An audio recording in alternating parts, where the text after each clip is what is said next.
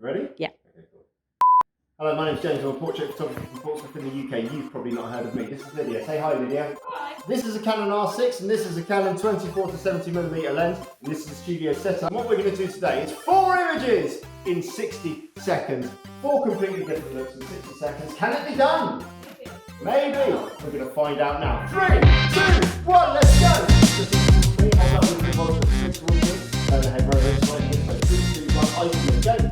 Perfect. Please stop following me around here. We're just going to have to turn on this side here. Right. Get out of the way. This way. Just get out of the way. Perfect. Hold up there. Right.